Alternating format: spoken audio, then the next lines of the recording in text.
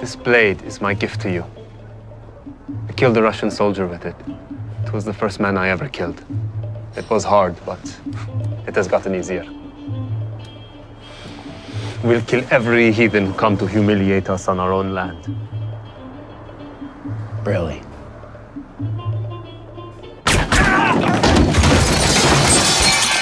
Tell your brothers back in Afghanistan there's a message for them. America can't protect you. Allah can't protect you, and the KGB is everywhere. That's Joe Weisberg and Joel Field's critically acclaimed drama, The Americans. It follows two KGB agents posing as a married couple in the 1980s, living next door to an FBI agent during the height of the Cold War. In fact, they're so deeply undercover that even their own children are unaware of their secret. This has been my favorite TV show for its last 3 seasons, and while it consistently finds itself atop critics' year-end lists, there aren't that many people who watch it. So today, I want to talk about one sliver of the many ideas in the show that make it so special: identity. I'm going to be doing it with minimal spoilers so we can talk about it for both people who have and haven't seen the show. I'm Jackson, and this is Ideas at Play.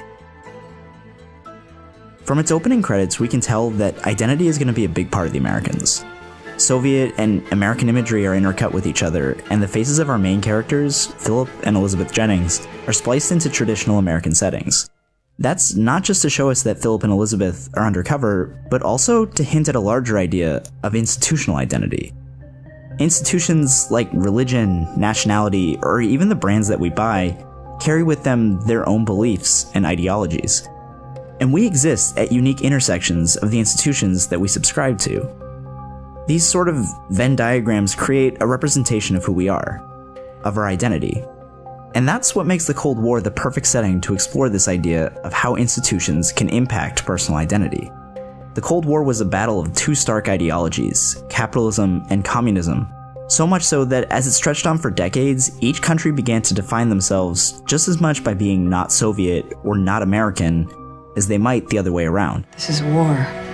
You think they would have done anything less to us? The Americans is a show all about spying, and not just the standard surveillance and theft that we're familiar with. What becomes quickly apparent is that the most vital resource is their ability to read people, figure out what they want, and manipulate that information to get what they need. In other words, it's all about trying to determine who people truly are, to define their personal identity. Philip and Elizabeth use this to work their targets, find angles into their identity, and create tailor-made approaches to influence them. Without giving too much away, Philip crafts a character named Clark to be the man of FBI Secretary Martha's dreams. He's calm, devoted, and a classic good guy in just the way Martha's previous boyfriend never was. It's nice to feel close to someone. Elizabeth blackmails a Navy officer by holding his homosexuality over his head, a secret identity which threatens a major part of his public identity, his military service. Characters aren't just doing this to their targets either. Philip and Elizabeth have an inherent distrust of everyone, including their handlers, and every interaction they have with their superiors is used to try to glean information behind what's presented. They're not just absorbing orders, they're also trying to determine whose interests the KGB really have at heart. You know, nothing is more important to them than your safety. Sounds like something is. Philip and Elizabeth keep secrets from each other as well, and often find themselves circling the other, re-examining their identities. As viewers, we're experiencing this too. As we learn more about each character, we try to figure out the Venn diagram that nails down what their identity is. I hide what I do. I don't hide who I am. But there's a difference between the model that we show the world and the one that truly drives us. After all, we play up certain allegiances more than others. We pretend to care about some institutions to fit in, when in reality, we don't. And it's not just our allegiances that we lie about, it's the idea structure underneath. The institutions themselves can be lies, and these distorted views of us are masks that don't reveal, but shield our true identities. I must not move. Not inside, no. Inside you must be still. How do I do that? You have to believe what you say. Must commit to it, embrace it. So, in order for you to trick this wasp, I must lie to myself. Once you strip away the banners, the KGB and the FBI really aren't all that different. The way they define themselves, Philip and Elizabeth are fighting for freedom and truth, in the same way that America has always defined itself. While they have to carry out some awful tasks throughout the show, they're not sociopaths. Yusuf, I feel like shit all the time.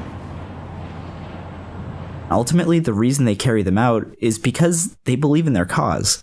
Готовы жертвовать жизнью за идеалы, которые принесут свободу всему человечеству. This is exactly the kind of self-sacrifice that the United States has always celebrated. Here to fight for truth and justice in the American way. You're gonna end up fighting every elected official in this country. Washington, D.C., by contrast, is depicted as bleak, gray, and in a constant state of winter. And it's no coincidence that this is the same way we've been taught to think about Russia. The show lingers on negative campaigns of each nation, from American support for South African apartheid to the Soviet war in Afghanistan. They're both morally ambiguous, but seemingly fighting for similar ideals. The lines between these countries become nearly as invisible as the war they're fighting. And this theme extends into personal identity. Philip becomes friends with Stan, not just because Philip recognizes the value in having an FBI agent as a friend, but because they truly come to care for each other.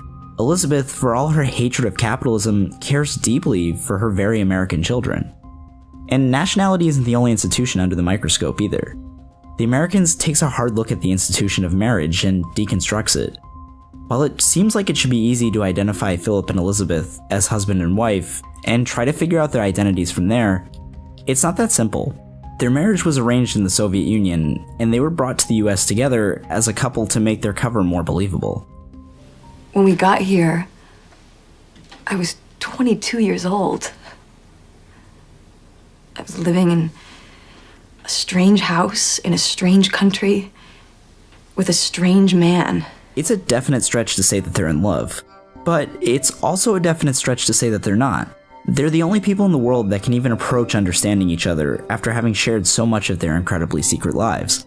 Nothing here is as it seems, and as we peel back each layer, what should become clearer only becomes more intricate. And that truth beneath it all isn't even completely apparent to Philip and Elizabeth. They know that there are truths that they have yet to see in each other, and that's because they know that institutions really just allow us to see what we want to see in people. They both, at times, yearn for a real marriage. Clark's relationship with Martha represents this kind of ideal partnership, but it's only a relationship that is allowed to exist because it is based on a complete lie. Martha falls quickly for him, and in many ways, so does Philip. The lie that he stands for is so intoxicating because it is completely unattainable. On the other side of the street, Stan has one of these real marriages, but is completely unaware of his wife's changing identity and the growing distance in their dynamic. As facts have changed throughout their relationship, the foundation that they built their marriage on becomes a lie itself.